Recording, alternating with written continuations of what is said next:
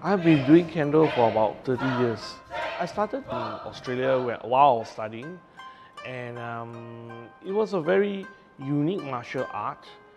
And when I came back to Malaysia, I continued on with it. In order to practice kendo, some of the disciplines that you should possess will be you need to work hard, you need to be patient, you need to maintain a very strong fighting spirit, and by looking at all this, you realize that it's actually a lifelong sport or journey.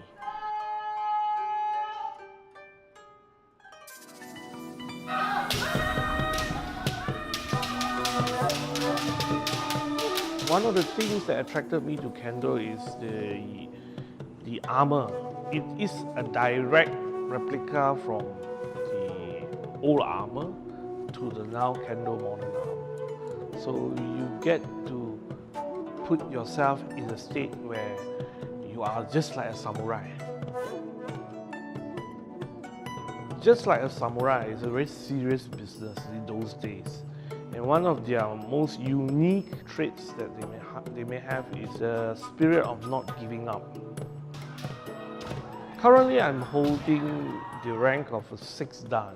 For me to get to this level, it took me 5 failures before I passed the exam. The lesson I learned from all this is that you have to maintain a very strong fighting spirit of never giving up.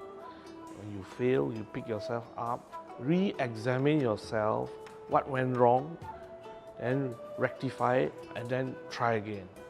It's the same at work. You can apply things that you learn in kendo, things like you'll be able to focus more, work harder, be patient, re-evaluate what went wrong in what you have done, rectify it, move on, never give up.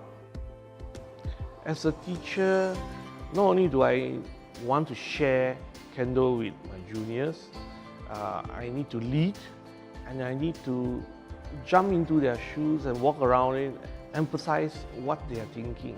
The same at the office. Not only do I lead, I need to understand my colleagues' thoughts, their feelings towards work, and that's how I can be a more effective leader. My name is Wong Wai Kit, and I'm the head of human resource in Berjaya Sompo Insurance.